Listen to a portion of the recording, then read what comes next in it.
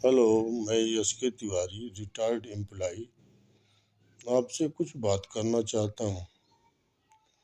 और बहुत पहले वाला वीडियो में हम बनाए थे बचपन। बच्चा जब होता है या होने को होता है तो माँ के गर्भ में आता है, तो हम कल्पना करते हैं कि गर्भ में आके क्या करता होगा, क्या सोचता होगा। सुनने में आता है कि 3 महीना के बाद बच्चे के अंदर जीव आत्मा आ जाती है। तो वो जीव आत्मा कहाँ से आती है, कैसे आती है, कैसे जीव का निर्माण होता है, शरीर का निर्माण होता है, ये बहुत गहन बात है। जो कि अब प्रकृति के लिए तो सब आसान चीज़ है, लेकिन हम तो प्रकृति है नहीं। प्रकृति में 5 तत्व आता है: क्षिति, जल, पावक, गगन, समीरा। ये पांचों जो है ईश्वर के अंश हैं, और ईश्वर के अंश से ही हमारी शरीर का निर्माण होता है। खैर, शरीर का निर्माण हो जाता है तो अब आगे उसकी व्याख्या करनी पड़ेगी।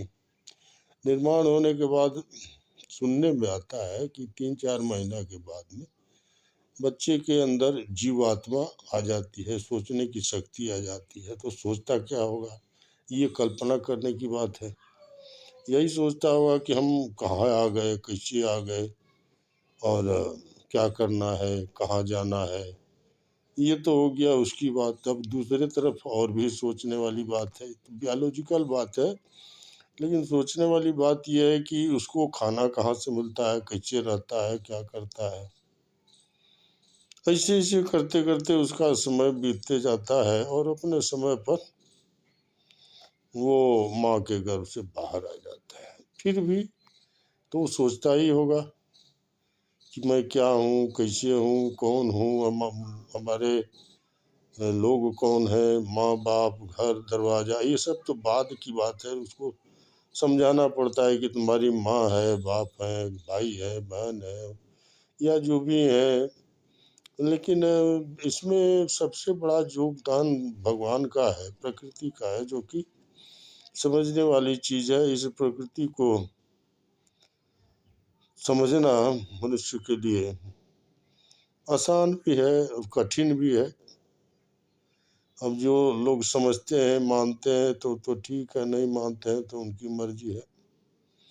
हम तो यही लोगों में बताना चाहता हूँ कि देखिए प्रकृति कैसा है, जो कैसा कैसा काम करती है। बच्चा पैदा होता है तो बच्चे के मन की बात तो हम थोड़ा सा बोल दिए, लेकिन इसी के साथ साथ अब घर परिवार की भी बात सोचनी पड़ेगी, जो कि हम लोग नहीं सोचते। हम लोग सोचते हैं कि ये सब जैसे तैसे हो जाता है।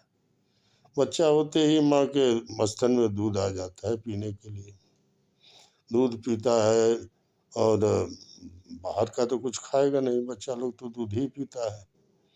इसके साथ साथ आप रोना चिल्लाना, पेट में तो नहीं रोता है, बाहर आते ही रोना चालू कर देता है, बोलना चालू कर देता है। प्रकृति बाहर का जब उसके ऊपर असर पड़ता है तो ठंडा गरम हवा पानी का सब असर पड़ता है, उसका भी दिखाई सब देता है।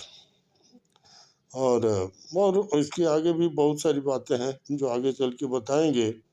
इतने ही कह के आज का विषय यहीं रोकते हैं, अगली कड़ी फिर शुरू करेंगे। नमस्कार, धन्यवाद।